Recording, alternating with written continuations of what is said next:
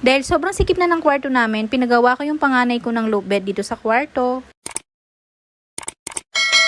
Mga mare. Hapon nga ito mga mare, hindi nga kami agad tumayo ng kama. Abay, nagtataka ako sa baby ko, hindi nga agad gumising. Gising nga siya ng 6:30 dito mga mare, pero napatulog ko pa din. Medyo makulimlim kasi yung panahon, kaya yata napasarap yung tulog niya. At saka nakakarga siya sa akin, kaya siguro lalong napasarap yung tulog niya. Sabi ko nga sa panganay ko, nagrereklamo kong napupuyat, ayan, napasarap yung tulog natin. Kung hindi ko pa nga siya binitawan dyan mga mare, walang balak magising ang batang to. Abay, sabi nga ng Papa Choy, nabalasing yata dito sa kilikili ko.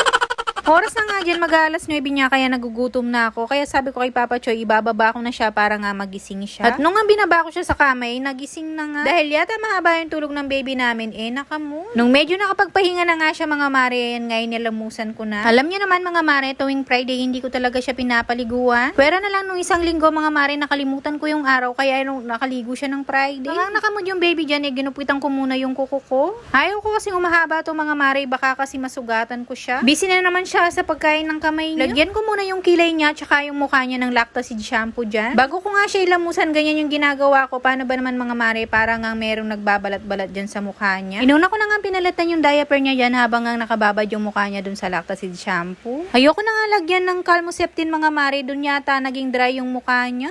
Akala ko kasi rashes mga mare, kaya lagi kong nilalagyan ng Calmoseptin hanggang ang nag-dry yung mukha niya. Kaya ngayon, ginagamot ko muna siya ng shampoo niya para nga maalis yung pagka-dry ng mukha niya. Noong umaga lang makulimlim mga mare, tapos ngayong hapon na medyo mainit na, kaya yan sinanduhan ko na lang siya. Lalagyan ko nga sana siya ng pajama mga mare, kaya naisipan ko na lang na i-break. Diba naman kasi sobrang lisangan, kaya yata nag-aaway kami. Pagkatapos ko nga siyang inalamusan mga mare, yan nga pinadedi ko na. O syempre, meron munang konting away bago nga niya didehin. Na nga lang, kahit hindi ko siya pinaligo ngayon, press ko naman yung datingan niya. Tapos pala naisipan namin ni na Papa Choy na pagawa na lang ng loop bed yung panganay namin para mawala nga yung pagkasikip ng kwarto namin. Ito na nga lang kama yung gagamitin naming mga kahoy mga mare. Paano ba naman hindi na nga kami pwede dito sa mataas na kama? Baka kasi hindi namin namamalayan na dumapa na yung bunso namin, baka mahulog nga siya dito sa kama dahil nga mataas. Buti na nga lang madaming kahoy itong kama namin, kaya yun na lang yung gagamitin nga sa paggawa ng kama ng panganay namin dito sa taas. Si Papa Choy na nga lang yung nagtanggal dito sa mga kahoy, tapos nga assemble na lang ni na kuya ko tsaka yung bunso namin mamaya. Buti na nga lang day off ng Papa Choy, kaya may gumawa nito. Hindi nga namin napansin mga mare na kinain na pala ng hanay yung mga ibang parte ng kama namin. Buti na nga lang mga mare, madaming kahoy yung kama namin, kaya saktong-sakto lang dun sa paggawa ng kama ng panganay ko dito sa taas. Dahil nga gumagawa sila din sa kwarto namin mga mare, dito muna kami sa kwarto ni Tita Pay tumambay. Buti na nga lang hindi na mamahay itong bunso ko. Tas, dito siya sa duyan mga mare, masarap yung tulog niya. Dahil nga hapon nang ginawa yung kama ng panganay ko, ito na nga yung natapos nila ngayong araw. Nalagyan na nga nila ng frame mga mare at nadikit na nga dito. Gumamit nga sila ng ball dyan mga mare para nga matibay itong kamang ginagawa nila. Abay, baka mabigla na lang kami, nasa baba na pala yung panganay ko sa amin. O siya mga mare,